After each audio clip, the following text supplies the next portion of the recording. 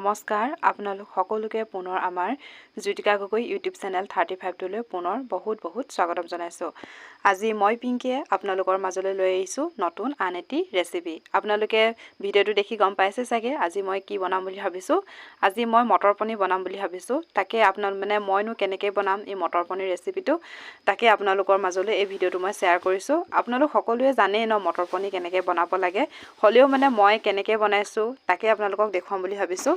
তাকে আপোনালোকে মোৰ ভিডিঅ'টো চাব বুলি আশা ৰাখিলোঁ আৰু যদি মোৰ এই ভিডিঅ'টো চাই ভাল পায় তেনেহ'লে লাইক, কমেণ্ট আৰু ছাবস্ক্ৰাইব কৰি দিব।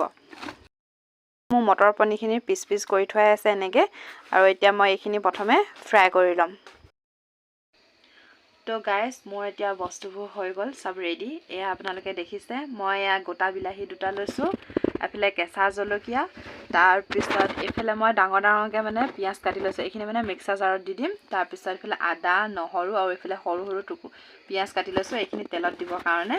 তাৰপিছত এইফালে মই এয়া কেঁচা মটৰ, তাৰপিছত আৰু এয়া পনীৰ দেখিছে আপোনালোকে। এইখিনি প্ৰথমে মই বিলাহীকেইটা মিক্সাৰত দি ল'ম, মিক্সাৰত এইখিনি দি ধুনীয়াকৈ হেৰি কৰি ল'ম। তাৰপিছত পনীৰখিনি প্ৰথমে এতিয়া মই ফ্ৰাই কৰি ল'ম।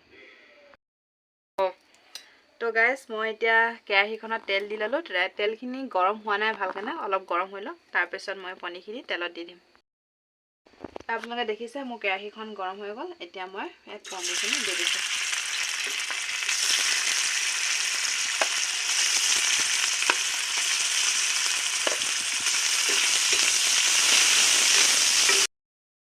প্ৰথমে আপোনালোকে পনীৰখিনি এনেকৈ অলপ ফ্ৰাই কৰি ল'ব, ৰঙচুৱা টাইপ হোৱাকৈ অলপ ফ্ৰাই কৰি ল'ব। আপোনালোকে সকলোৱেতো জানেই ন কেনেকৈ কি কৰিব লাগে, হ'লেও আৰু মই ভিডিঅ'টো বনাইছোঁ যেতিয়া মোৰ ষ্টাইলত অলপ আপোনালোকক দেখাইছোঁ আৰু। গাইজ এয়া মোৰ পনীৰখিনি ফ্ৰাই কৰা হৈ গ'ল। এয়া আপোনালোকে দেখিছে মই অলপ ৰঙচুৱা হোৱালৈকে ফ্ৰাই কৰিলোঁ। তো গাইজ পনীৰখিনিটো ফ্ৰাই কৰা হৈ গ'ল। তেতিয়ালৈকে মই এতিয়া ভাতটো কুকাৰত বহাই দিওঁ। তেতিয়া পনীৰখিনিও বনাই হৈ যাব, তেতিয়া ভাতটো মোৰ হৈ যাব। তেতিয়া পানী দিয়াও হৈ গ'ল, চাউলো দিলোঁ। তেতিয়া ঢাকনাটো মাৰি দিওঁ। তাৰপিছত এতিয়া এইটো কুকাৰটো এতিয়া মই বহাই দিম। এয়া মোৰ কেৰাহীখন গৰম হৈ গ'ল। এতিয়া মই সৰুকৈ কটা পিঁয়াজখিনি দি দিম তেলত।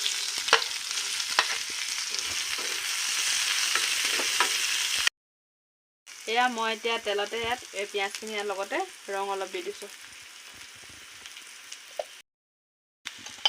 এতিয়া মই খুন্দি লোৱা ৰচুন আৰু আদাখিনি ইয়াত দি দিছোঁ। এয়া এতিয়া এইখিনি ৰঙচুৱা হৈছে অলপ। এতিয়া ৰঙচুৱা হওঁতে মই ইয়াত এই কেঁচা মটৰখিনি দি দিম।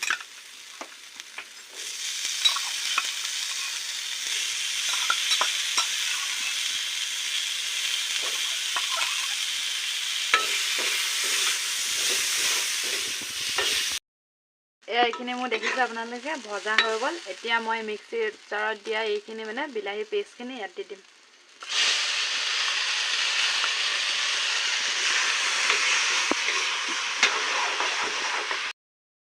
এইখিনি মোৰ দেখিছে আপোনালোকে ভজা হৈ গ'ল। এতিয়া মই মিক্সিৰ জাৰত দিয়া এইখিনি বিলাহী পেষ্টখিনি ইয়াত দি দিম।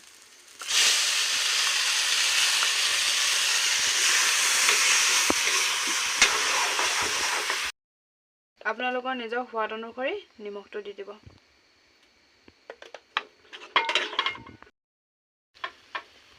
এয়া মই ইয়াত মছলা পানী দি পেলাই গুলি ল'লোঁ। ইয়াত ৰেড চিলি দিছোঁ, গৰম মছলা আৰু জিৰা আৰু ধনিয়া পাউডাৰ অকণমান দিছোঁ। এইখিনি মই ইয়াত এতিয়া দি দিম এনেকৈ। তাৰপিছত ইয়াত পানী অলপ এনেকৈ দি দিম। এতিয়া এইখিনি অলপ উতলিব লাগিব। উতল আহিবলৈ 4-5 মিনিটমান লাগিব। তেতিয়ালৈকে মই ইয়াত এতিয়া ঢাকন দি দিম। আপোনালোকে দেখিছে এইখিনি ধুনীয়াকৈ উতল আহিছে, পূৰা উতলি গৈছে। তো এতিয়া মই ইয়াত ফ্ৰাই কৰি থোৱা পনীৰখিনি দি দিম। এইখিনি উতল আহিলে যিহেতু গোটেইবোৰ নিদিওঁ আৰু, এতিয়া খাব জোখৰ দিম।